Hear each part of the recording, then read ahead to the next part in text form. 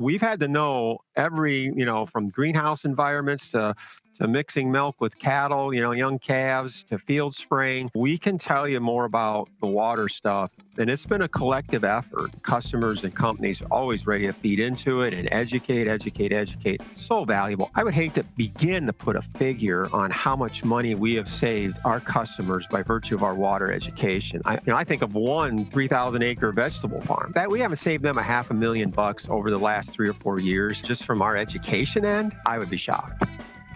Yeah, my name is Jim Halbeisen, and this is my opinion. This week's podcast, I have with me Matt Gooding. We've been traveling all over the country, and the other day I got to thinking, hey, we got to talk to somebody local. And so Matt's approximately 30 miles from the home office, and he's about 25 miles from where I live.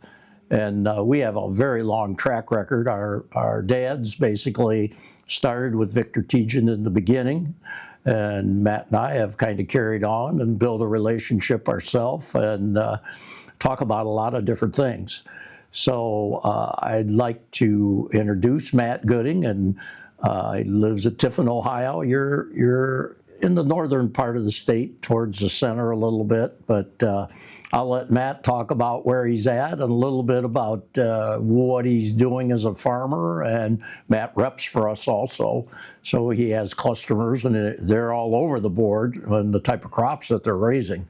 So Matt, I'm going to turn it over to you, and as you get going, there's certain questions I'm going to have, so get going, and let's see where we go from here. Well, yeah, thank you.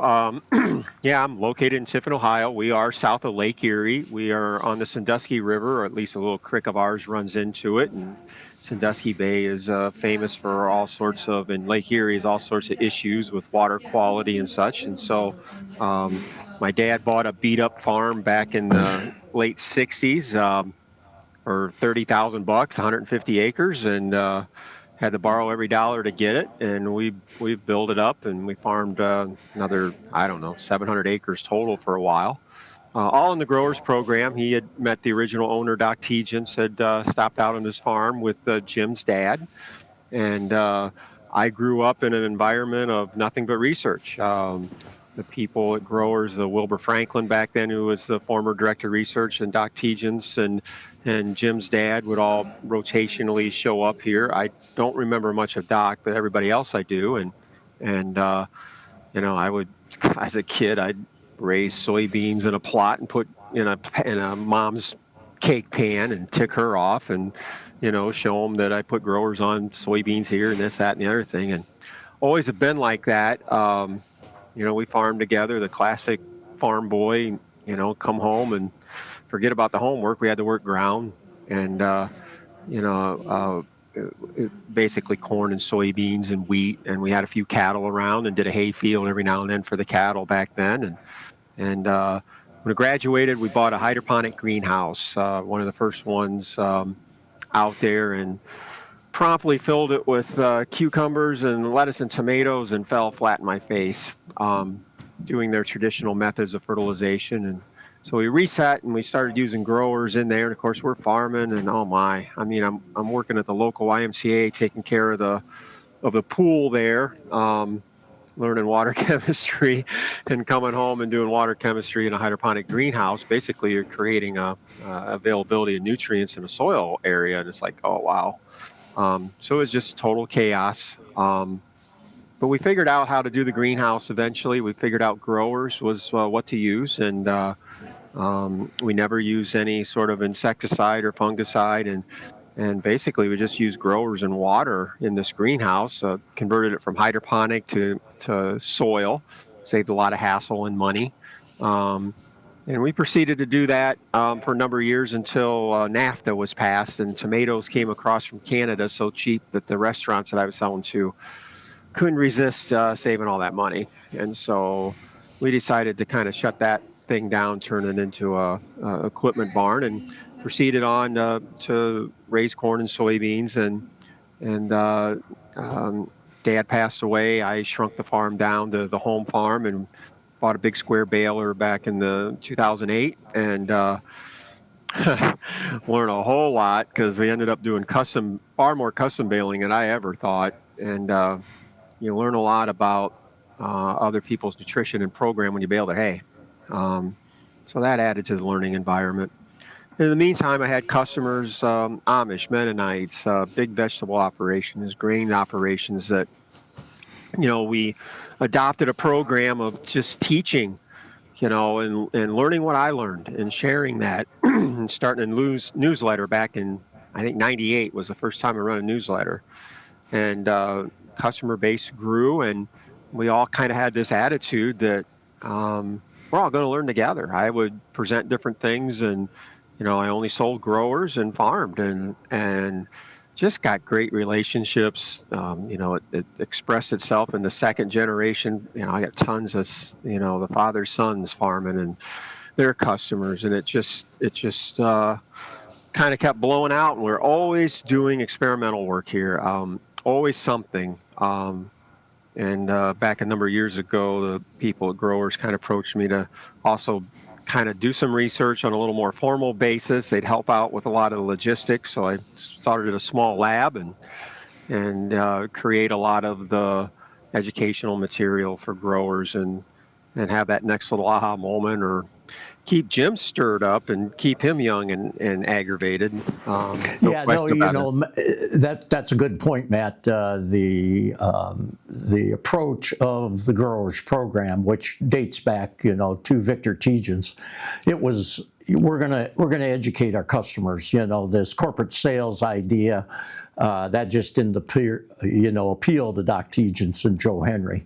So they basically went on an educational approach, and then that was accepted, by Joe's daughter Jenny, and we've continued that way. And like Matt said, the company had enlisted Matt to do some things that he was already doing for his own clientele base, and the idea is the farmer is the key component, and we're gonna educate him to whatever degree he wants to be educated, and then take that back to the farm and try to create success. And Matt's done an excellent job with that. And we've delved off into a lot of different areas. The one key area has been water, man. Yeah. And we're going to do a podcast strictly on water, but just kind of summarize that quickly, Matt, to let people know that importance, man. Well, the hydroponic thing is what really broke the whole water stuff open. I was raising baby calves on buckets and losing way too many of them. Teenager, you had $80 buy a calf, get scours, you bucket feed it, call the vet, calf dies, you still got to pay the vet bill, the death tax. And as I was working with the water issues that we have here with the hydroponic facility, I realized what the cause behind the cause was. And, it was the water. And we changed water sources, and I've never lost a calf, and I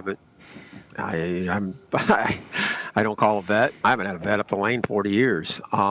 It's so much of this stuff comes back to the water and everything that you do. I mean, I don't care what you do, what you're putting in water.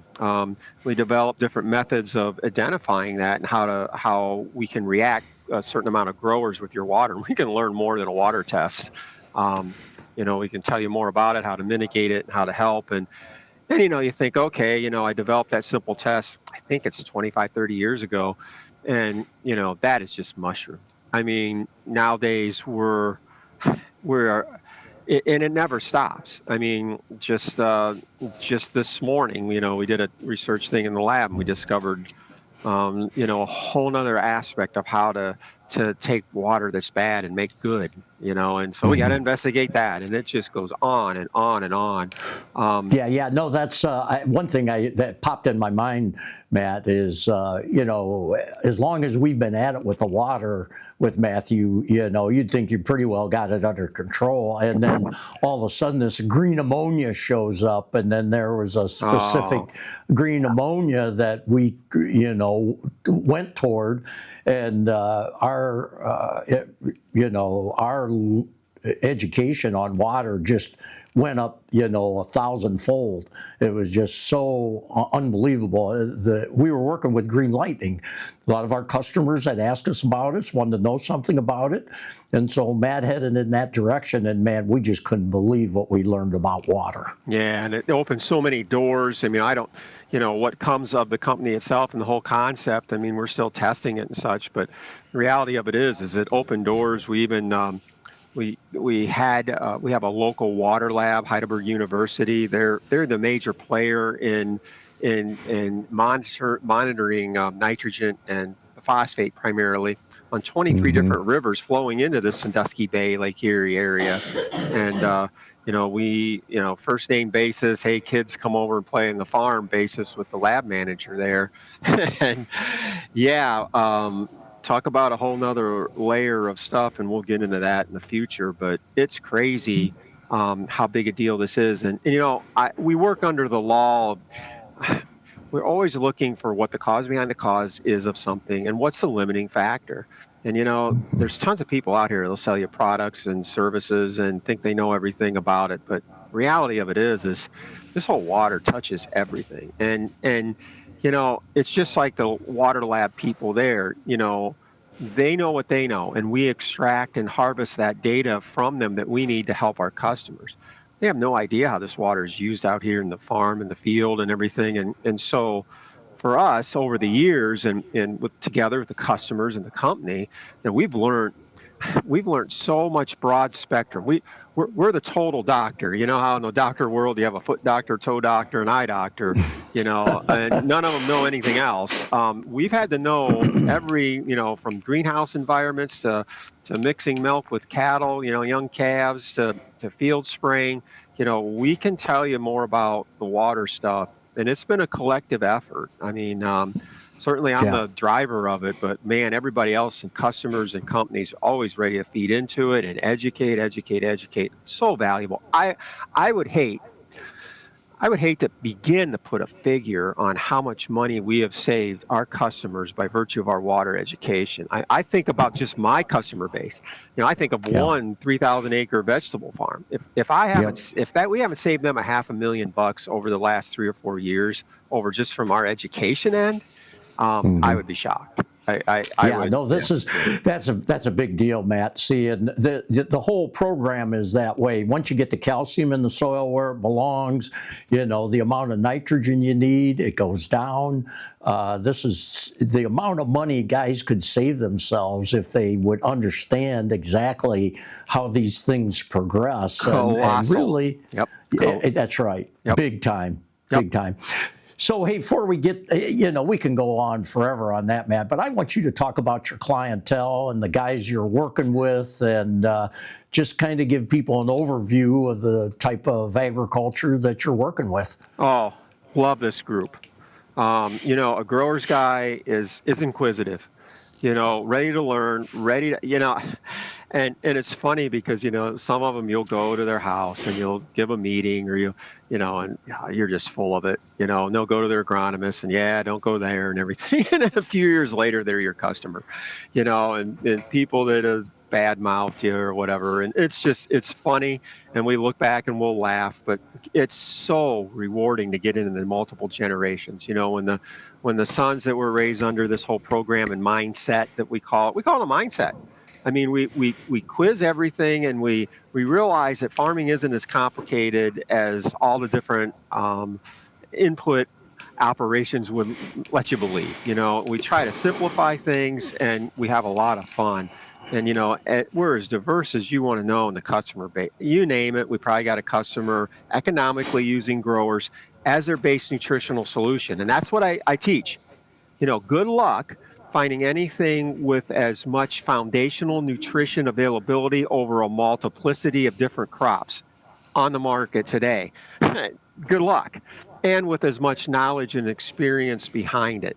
And that's how our customers use it. I mean, some of them, it's the only fertilizer they buy, period. All of them, it's their foundational fertilizer. In other words, they've learned how to place it in their operation to leverage its economics. And everyone forgets, everybody looks at a liquid fertilizer at a cost per gallon. for us growers, we approach, and our customers know this. It was funny. Even last night, I had somebody call me, and he was renting his faraway farm. He's in Ohio, and he's got a Kentucky farm, the grain part of it. He wanted to rent to a young guy down there. He's getting up in years. He said, I can't keep doing this. And the kid was going to run around and buy different fertilizers, and the growers is already there for this year's farm. And he goes, well, why don't you use that? Well, it's too expensive. And this guy goes, I'm going to tell you something about that fertilizer, son. And it's funny because it's you hear what I have taught them come out and then go through it. And it's so rewarding. He goes, you understand, man, all that other stuff out there is pop-up fertilizers. This stuff does that. And it's all the nutrition you need because you know what? It also feeds your biology. And if you figure out how to do it right, you don't need that other stuff. As simple as that. And I just had to laugh. I mean, it warms your heart when you understand that. And so, to have something that you can be used in a greenhouse environment. I have fish ponic operations. I have an operation that raises lettuce, and the main fertilizers from the fish. He puts 2 quarts in 45,000 gallon of water, and it makes all the difference in the world. 2 quarts of growers a week. And he harvests like 4,000 head of lettuce and less than 42 days from seed. And it's bulletproof, and it's the most efficient greenhouse, period, I would say nationwide. I would hawken that from a nationwide basis. In terms of inputs, cheapest ever. And how did he arrive there? We figured out that growers was the final little ingredient in 45,000 gallon of water, 2 quarts, sets off the biology. And that's how our customers know this. And so, somebody new comes along and they have preconceived notions and, hey, we all have premises. We all have fear, pride, and confusion on a lot of things in this world. Ain't hard to figure out. But you know what? The guy that opens his mind up and the best meetings are the ones where, people confront you, yeah, you're full of it. Okay, well, here. And so I had to watch my dad and some of the predated people from the company, even Jim, go through being ripped, oh, that's not true, this is not true. So when growers approached me and said, hey, you know what, we'll fund a lab for you and, fill it up and have at it. Oh my, there would be times I'd be sitting in this lab, Jim, and I, nearly with tears in my eyes when all this stuff that my dad and Wilbur and some of these other people and other farmers that use this program knew but couldn't see or prove, they could only say it to the neighbor and they poo it away. No, we created a lot of things based on what the biology said, what the seed sprouting and roots and weight, and we did all sorts of things. And you know what? We made it all come true. All of it. Yeah. All of it. Yeah. Excellent. So one last thing as we're heading to the bottom side of the podcast, everyone that I've done up to this point, the guys just extol the virtues of calcium. So I'm going to give you your opportunity to chat about calcium. Sure. I would say Dad was probably the baseline calcium guy. He embraced everything right up front and would do it. In fact, the first test plot he ever did, he put 8 ton of lime on an acre and then not an acre, tilled it in that fall and planted it next year and hand husk each acre. He got a bunch of people in the hand husking. Had a big field day. We're going to prove this whole growers thing right or wrong in this calcium. And this is back in the late 50s, man. I mean, my dad would do stuff like that all the time. And by the way, 43 more bushel with 8 ton of lime versus not. And that same plot, we kept for 27 straight years. And whatever, when I was a kid, we come home from school, and I'm thinking, I get to run the combine. I'm 12, 13 years old, let me run the combine. And now we got to go to these doggone growers plots of lime and stuff. And it's like, oh man, when we go over there and harvest this, soybeans, wheat, whatever it was, for 27 straight years, that one application of limestone, okay, we did those. And we have it all documented. And every year where that 8 ton of lime was put over where it wasn't was a yield gain. And, some years it was 3 bushel. What was funny is the first year it was 43, and I think in the last year it was the upper 30s on the corn. In the last year before we lost it, it was a rented ground, and a guy died and sold it away. But yeah, even the last year it was that high. Just from that, everything else was done the same. So that's our experience on calcium. We've did tons of plots and, all that stuff. So yeah, there you go. Education. You're back to the Victor teachings. So, well, okay, Matthew, this is the end of it. So I'll give you one last shot at these people that are listening to us, and just whatever you want to talk about. You got about a minute, man. Hey, just be curious. Question us, run us over the coals. Don't be afraid to say anything. That's the key. We can help in so many different ways. There's so many ancillary, tangent things that come from having a product that's been made this long. Third generation people running this operation. We haven't changed the formula. We have all these experiences. We know when it doesn't work, what it means, as well as when it works and we're all happy. We get that, and we can tell you where to place this, in what part of your operation. And the value added of this product is second to none. And it comes from all the information available to you if you choose to access it. And that's what I would encourage you to do it. There you go. Yeah, that's all education, Matthew. Yep. Hey, excellent job, man. I really appreciate it. Hey, no problem. Take care of yourself, man. Yep. This podcast has been brought to you by Growers Mineral. Please visit growersmineral.com.